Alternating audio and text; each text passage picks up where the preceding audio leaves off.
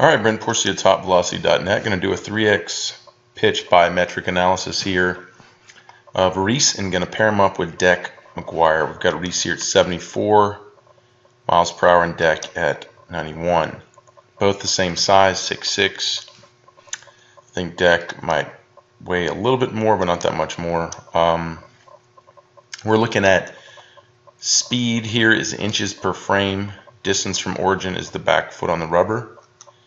And XY position, X is a horizontal measurement from the rubber, and Y is the vertical. Alright, so if we follow, start with our side views. We're going to follow the right drive leg. Both pitchers are 18 frames to front foot. I like to go about frame 12 before the leg drive. Right here we can look at the differences. We can see Reese's right hip 19 inches from the rubber to Deck is 20. So about an inch ahead here Deck is. Deck's also 31 inches from the rubber or from the ground. Reese's 35. So Deck is moving farther, more down as he moves an inch farther forward. So typically that's what we find. High velocity pitchers start momentum earlier. They move more forward and down going into their load or just before their drive.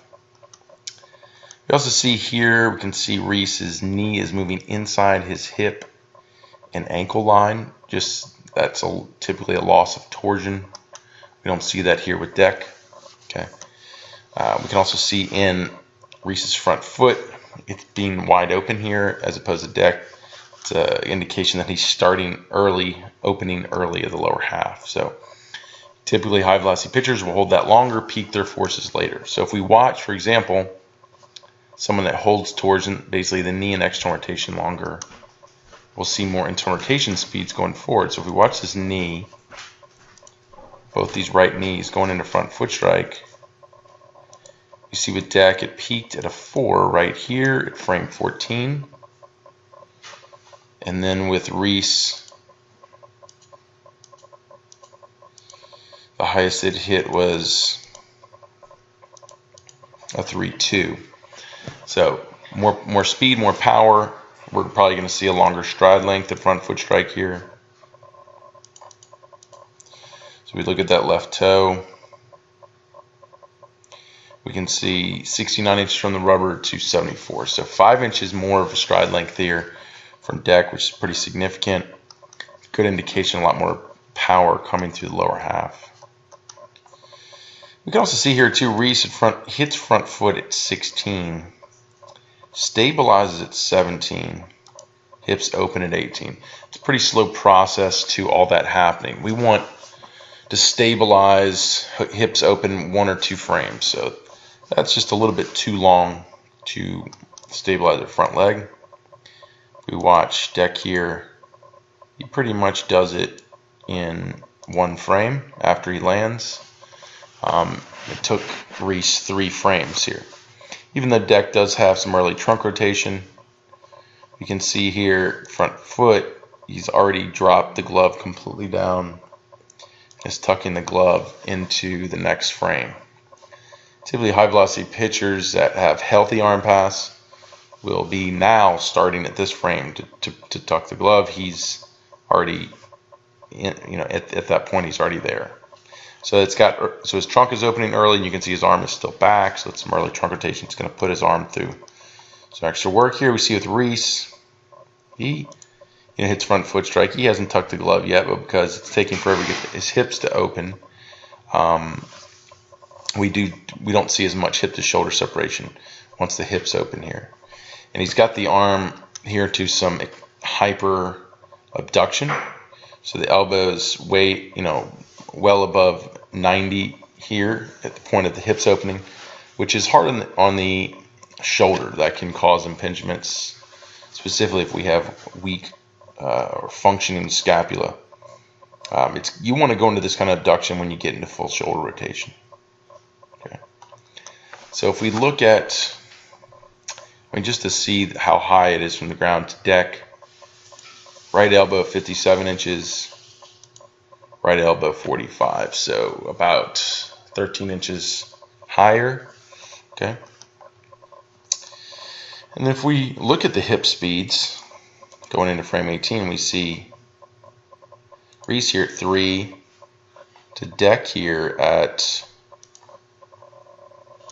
3.3. So, but then he kind of, actually next frame he peaks them at 4.9. Okay, so looks like Deck here is not only got more leg power, but more hip speeds going into shoulder rotation. Let's watch these shoulder speeds. Okay, they hit a 9. Let's watch Reese's shoulder speeds. Okay, they hit an 8 something. Okay, so I would definitely say Deck's got more hip shoulder separation, even though he has early trunk rotation. Really, you know, the product of that is the fact that he just had more power, more lower half power. We watched front view going into front foot strike. Okay. You can see he has 23 degrees of contralateral tilt. Reese at front foot strike.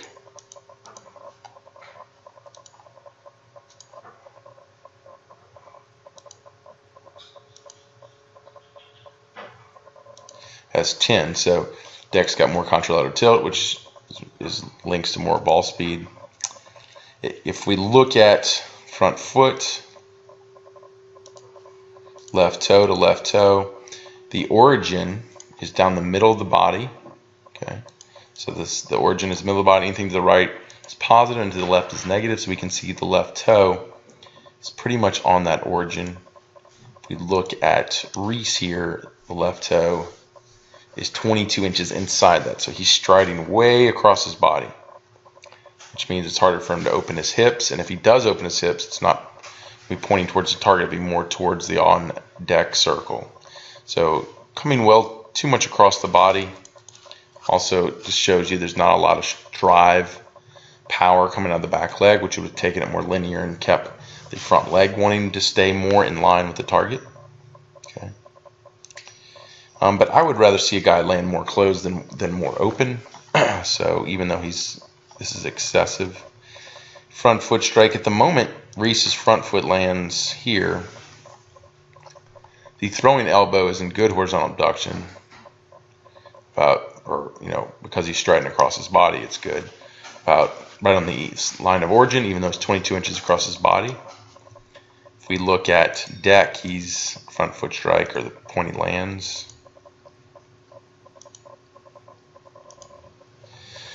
He's about 12, so shoulders more closed. It's just, even though next frame he starts to early trunk rotate as he stabilizes. Reese here, that front foot strike. It's probably, never mind, it's the same thing. It's just the fact that Reese is striding across his body longer. So I would say, Reese, I even like your arm cocking. I think you're not at too early arm cocking. Could be with the high production, but it's just because your hips are late. So it's like your upper body is really good. You know, you cock, you hyper, or you horizontally abduct well, elbow behind the back. Your shoulders are closed. You don't early trunk rotate. Problem is, it's your lower half. You're late to get your hips open.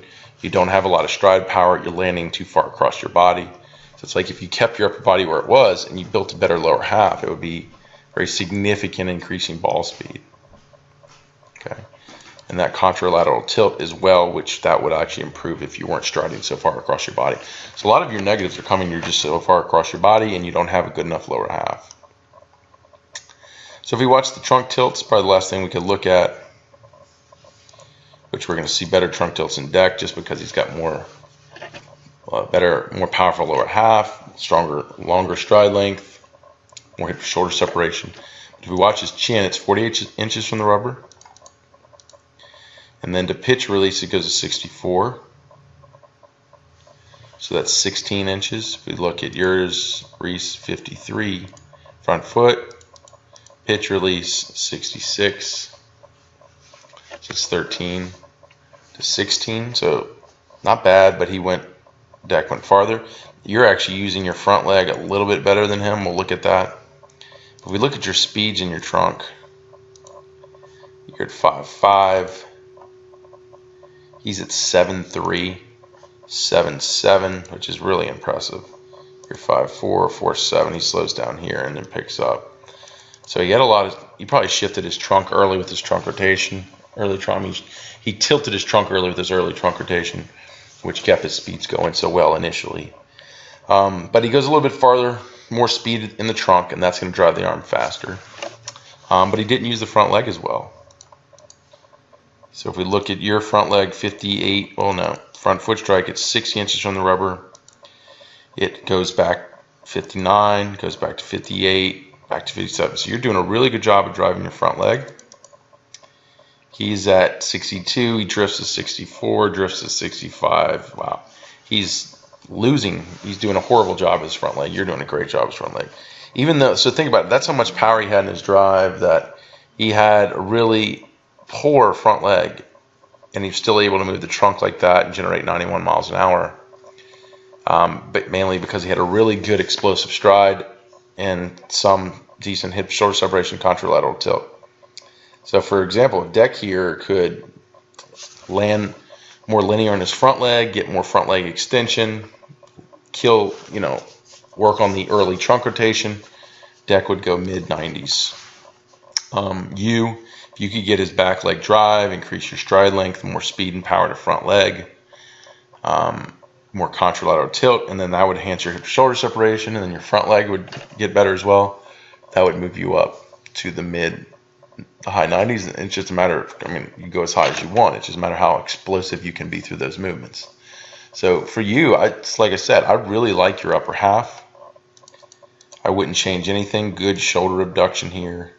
Okay. You're probably pulling your elbow down into release, which isn't good, but I don't even know if that's the case. I'd have to look at that more closely, but I really like your upper half. So besides the contralateral tilt, which I think will clean up from not landing across your body so much with your front leg, the lower half is your big thing with you. You need to get power through the back legs. In all the three extremes, you need to emphasize all the driving in the front leg, the quicker to stabilize and open your hip speeds, and create more hip shoulder separation out of that. And that's really, really good for you. You're a guy who, if you set your sights on that, you will see ball speed increase very quickly.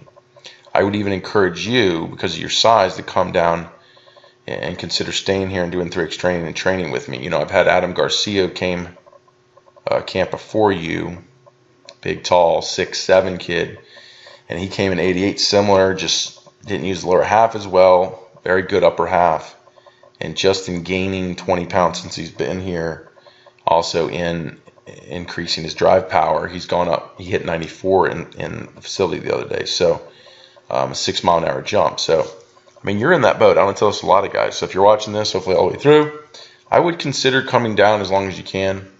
Trying to take a season here, an off season here, and train.